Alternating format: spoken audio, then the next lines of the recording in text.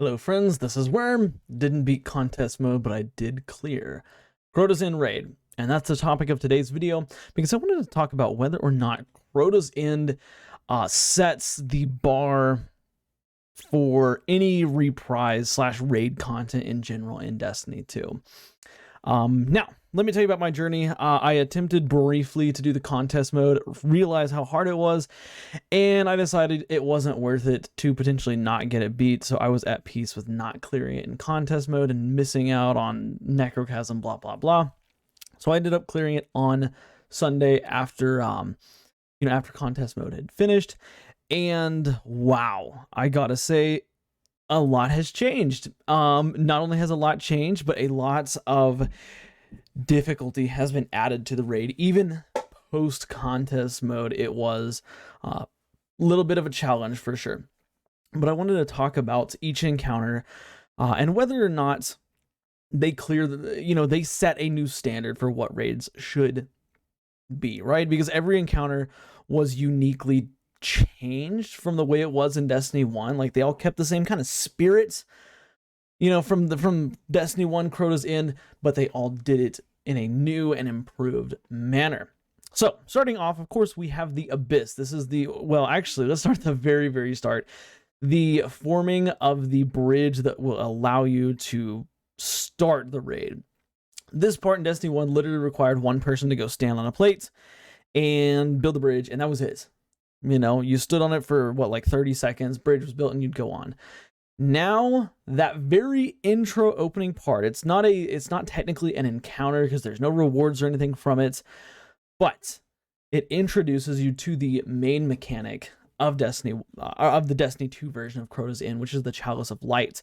And no longer can you solo this part, opening the raid and the initial part of the raid. You now have to have a fire team. We'll talk about a little bit more about that in a second. But the whole mechanic of Chalice of Light is a really, really neat mechanic, because as far as I can remember off the top of my head, I don't think there has been a mechanic in any raid so far that literally is present in every single encounter that's like, it is a fundamental part of the raid. And that's what the Chalice of Light is. And that's kind of where I want to say the first improvement is in Crota's End. Because of course, with this new Chalice of Light mechanic, like in Vault of Glass, we've gotten oracles, we've gotten, some plates, stuff like that, and they're introduced here and there. And then in the final boss, it's kind of like a culmination of all of them together. But in Crota's End, we are introduced literally from the start of the raid. Like, as a solo player, you launch the raid and it's like, okay, like, here's the Chalice of Light. You use the Chalice of Light literally in every encounter, and it is a pivotal part of the raid. You can't progress the raid without it. You also cannot, have one or two people juggling it. Like, you have to have at least, I would say at least 3 people to bounce back and forth. And that's people that are constantly balancing it, like, who are mega paying attention to it, making sure that, hey, we're scanning that timer, stuff like that, right?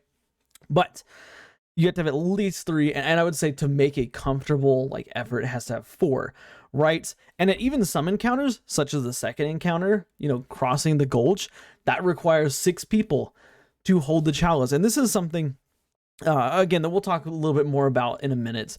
But it's refreshing, and it's good, and it's something that I feel every raid should have, right? At any rate, let's talk about the traversing the pits, right? The very first looted encounter. Again, from Destiny 1, the same spirit is there. Like, the point of this part is to go through the raid in the bottom of the pits. Ironically, it's not the bottom because there's an edge of the map that you can jump off of, but you're going through the bottom of the pit. You're going to each lantern to spare yourself darkness and despair, blah, blah, blah, blah, blah, blah, whatever. But they've added the Chalice of Light mechanic, and there's a couple of other mechanics too. Like, this was something in Destiny 1 that literally anybody who wanted to get free loot could do, right? Literally anybody who wanted to could launch up Crota's End. They could, stand on the plate to build the initial little bridge to drop into the pit. They could drop it in the pit, and they could run from lamp to lamp. Like, you had some decent ad clear builds and stuff. You just do it.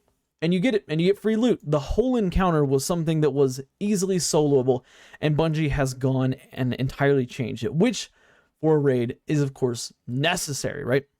And what they've done is they've, again, right off the bat, players are now, okay, you have to have coordination and teamwork, right? Because I played with teams that didn't have proper coordination and teamwork, and we get stuck at the Abyss. And the Abyss was, in my opinion, one of the biggest killers for so many players contest mode, because the Abyss requires everybody on a raid team to have that level of communication without really, overdoing it, right? Because one of the biggest killers of raid groups is, you get one person talking, and then another person calls out something, and then somebody else calls out something, and then, all of a sudden it's three people trying to take the chalice at once. So, one person takes it, then another person takes it, then another person takes it, and it's all because one person asked, hey, take this off of me, right?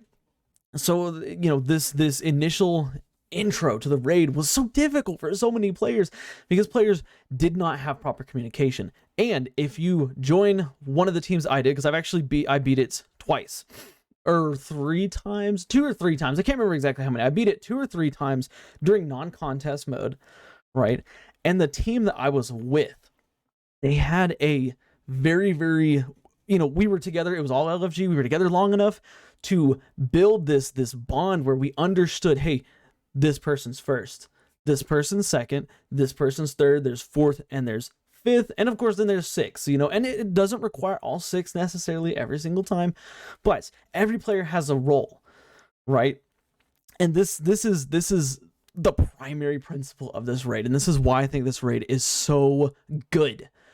Because I'll say it right now, I think this raid is fantastic. It's because it requires a very simple and moderate amount of communication that every player is capable of, but players just have to slow down, take a deep breath, and focus on what they're doing.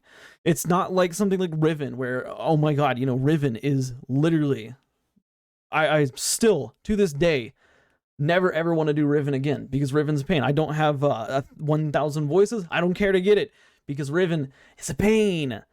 Right? Riven was difficult. Vow of the Disciple, the acquisition, third encounter, Vow of the Disciple. Again, I know that players can have got communication down, but like in LFG, it is still so difficult because the amount of communication and shuffling is intense. And in Crota's End, it's raised up higher than it is in most other encounters. But again, it's not too much. Just set an order. First person, second person, third person, fourth person, fifth person, finally sixth person, and then it goes right back to first person. And everything will be fine. And in terms of survivability, especially in the Abyss down here, it's not hard. Like, literally, the only enemies you really have to fight are Thrall. Sorry. There's a couple of Cursed Thrall that will spawn. There's a couple of yellow bar, like, blistering enemies, like Blistering Thrall. And I think there's, at one point, a Blistering Knight that will spawn if you go too far off the beaten path. But for the most part, it's just Thrall. It is very easy to survive, and it requires just, communication as to who gets what. And if you find yourself, if you're in a raid group with me, and your nickname or your in-game name is Blonde Gamer, because that's my wife's name, and she's 5th and I'm 6th, I'm constantly watching her name and listening for her, and she's gonna say take it, and then I know I'm gonna take it. No questions asked. And then, my one of whoever's next is going to take it off me. They're just going to pay attention to me, listen for my voice, and they're going to take it next. It's not a difficult principle, but it is some communication. And I think too many players nowadays expect to just kind of be carried through raids. This is not everybody, but there are so many players, so many new Destiny players that like have this sense of like, okay, like, I can get carried through this, blah, blah, blah. Like I can clear ads really good. But Crota's End says, no, you can't just clear ads. Yes, there are times when you can do simple jobs, and we'll talk about those a little bit later on. But for the intro, the Abyss, you cannot just clear ads. You have to be able to balance that chalice. And it's nice because when everybody learns how to balance the chalice, the rest of the raid goes so smooth and quick. And that was my experience every time I did it. You know, we struggled through the first part more than anything else.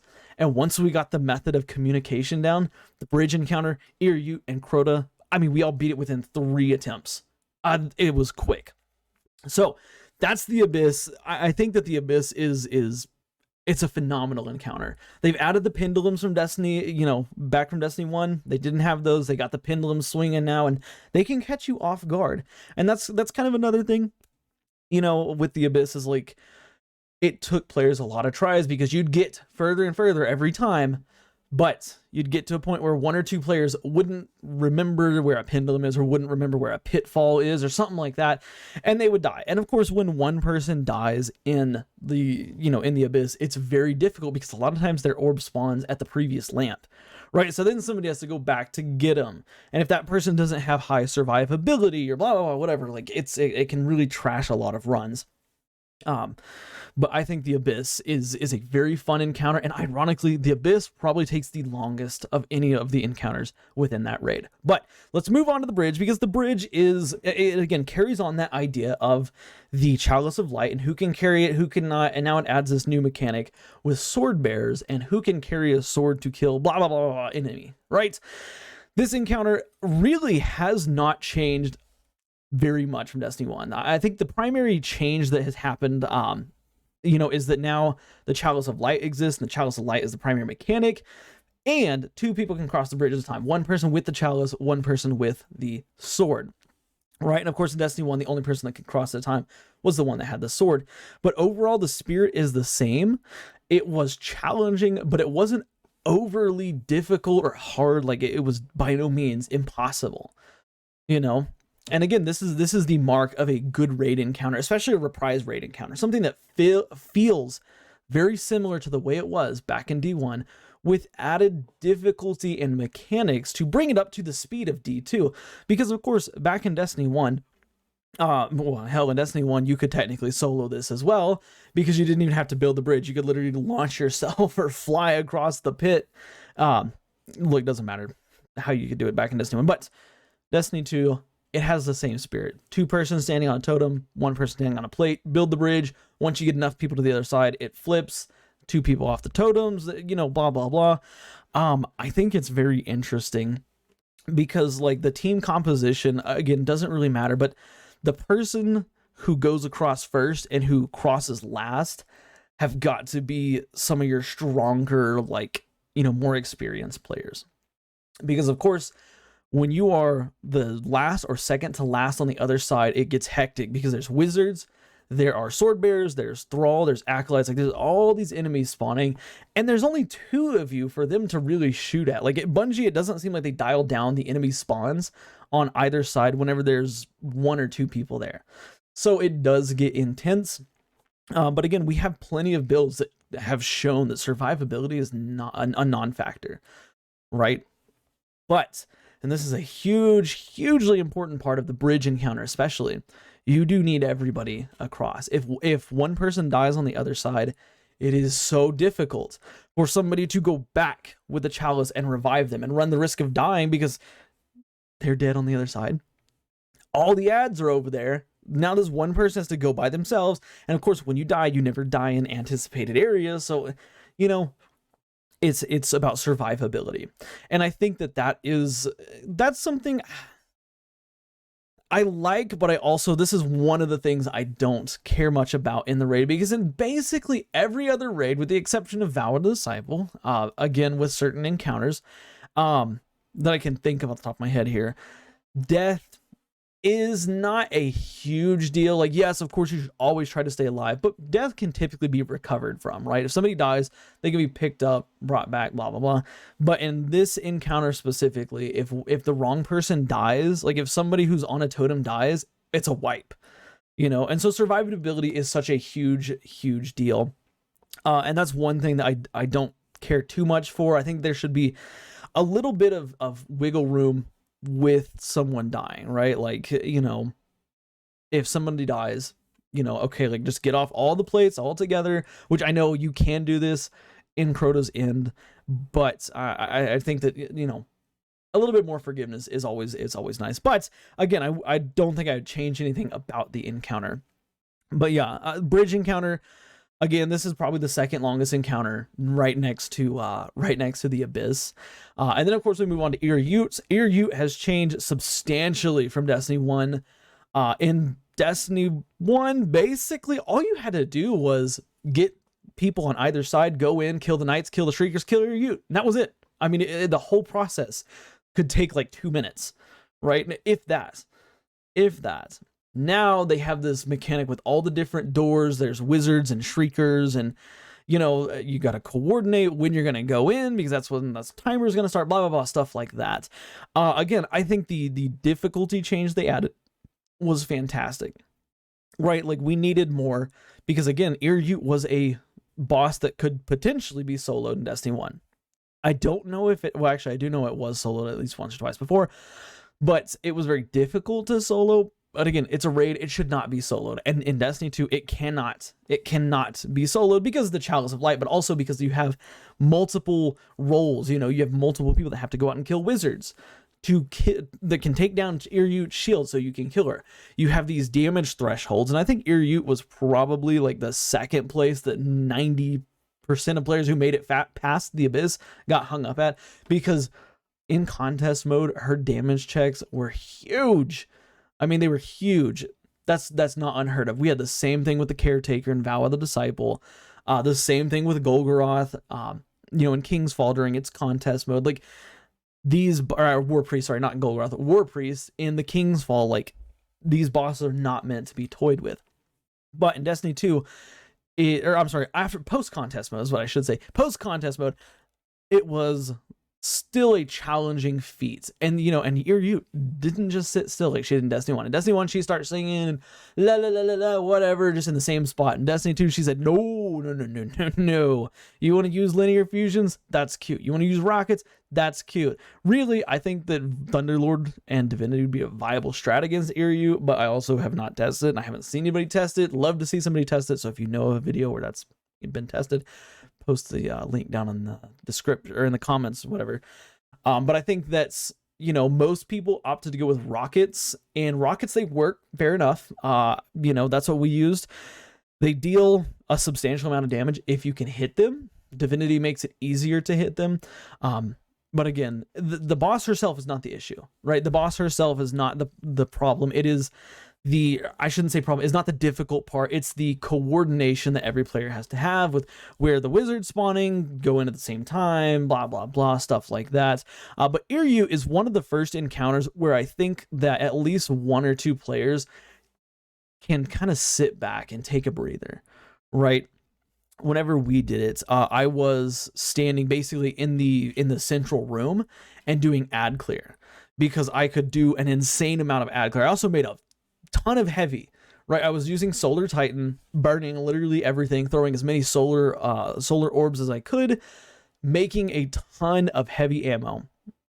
And it was great because it was turn your brain off mode, right? But it's also something that is kind of necessary because there's so many ads that come out of those doors there. It's wild. And not only that, but they, you know, you got Yellow Bar Knights that come out.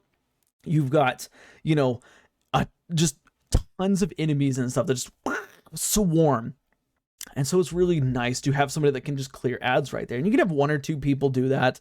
Well, I shouldn't say one or two, at least one person doing that, depending on how fast you kill Ear Ute.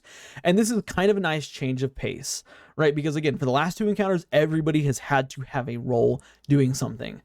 By the time you get to Ear Ute, somebody can take a breather, which is, again, that's always nice in an encounter. But again, players who start the raid from the start have to learn how to do every mechanic. And this is a nice thing, because I think in other raids, it's the opposite. Like, you start out and you can have somebody do a very easy job at first, and then later on in the raid, it gets more difficult. Now they have to have a job, and it's like, oh, like, now I don't know what to do. I'm scared. I don't want to do it. Because I can't tell you how many times in raids, like, players don't want to do a mechanic. They don't speak up. They don't say, hey, yeah, I can do this, or I want to try this. I want to learn this. So introducing players to the primary mechanic right off the gate is great, and then allowing it to lighten up later on is fantastic. But Ear Ute, I would say, is probably the fastest encounter in the raid itself. You can two-phase her if the stars align, so that's pretty cool. If you want to farm Essence of Oversoul, that's your way to do it. But yeah, then finally, let's talk about Big Daddy Crota, because Crota was a meme in Destiny 1. Crota was easily soloed in Destiny 1, and in Destiny 2, he was taking his vengeance on us because, wow, that dude was tough. Contest mode Crota, which again, I attempted contest mode Crota, nothing to joke around with. That man smacked. He absolutely obliterated, the encounter obliterated, like it was very, very good. But let's talk about what made it good. So, of course, the biggest gripe that I had about D1 Crota, the D1 Crota fight, is one person did basically all the work. One person had the sword, one person dealt damage. Everybody else, basically all you had to do was take down a shield. That's boring. That was lame. It was nice because, you know, if you had somebody like me who was sword bearer in Destiny 1, everybody else could be like, yeah, cool. Don't have to do anything except you know, take down a shield. And that in a D2 raid would be unacceptable. Well, of course, they've gone and changed it. You still need the sword. Again, the spirit is still there. You still need the sword to take down his shield, to kill him. But now everybody has to be involved in damage. You have to have at least 4 people involved in the chalice and stuff like that. You know, it's a very, very fun fight. And it's something that is difficult, but not overly difficult. Now, again, same with Ear Utes. Crota, you can now take a breather because I think on my raid team that cleared it, we had 4 people balance the chalice around, right? We had one person, which was me, literally babysit Crota because like Crota, even though he doesn't come down, he can sneak attack you so fast and you can die so fast to his little lightning attack or whatever. It is crazy. So you can have somebody just literally sit there with Stronghold and babysit Crota. And that to me, that's hilarious, right? Like I don't necessarily know if that's a good thing, you know, that somebody can literally just babysit him, but it's a thing that you can do, right? It's a thing that you can do. Oh, also, before we go any further, technically you can only balance the chalice around 4 people in the Abyss encounter, which I know we're way off the Abyss encounter, but yeah, that's a possibility. So, because I know somebody might go in the comments and be like, well, actually, you don't need all 6 to do blah, blah, blah. I know.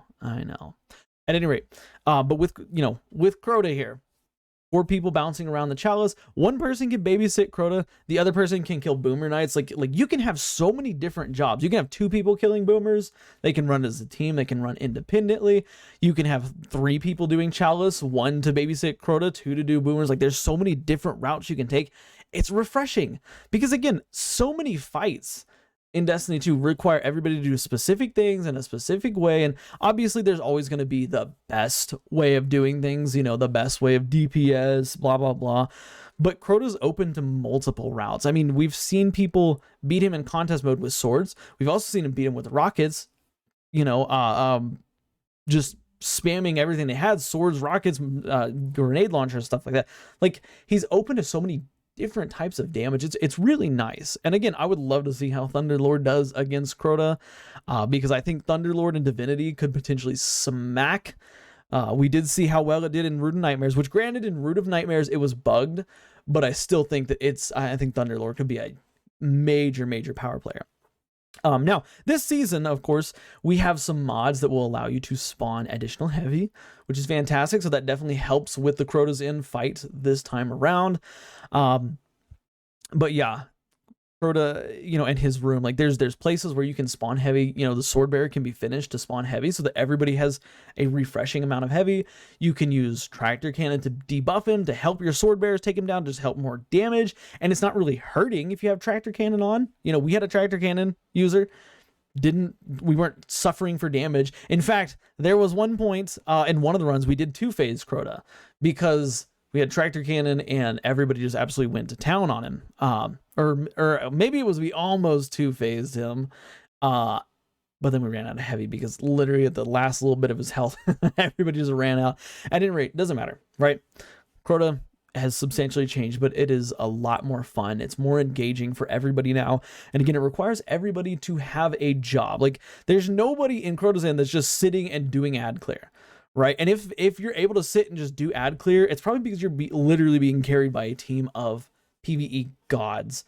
Right. Like, because let's be honest, if you have a team of strong enough PvE players, you can easily have somebody just chill on ads, right? But in the majority of playthroughs, that's not really a feasible thing like it is with so many other encounters in various raids in Destiny 2.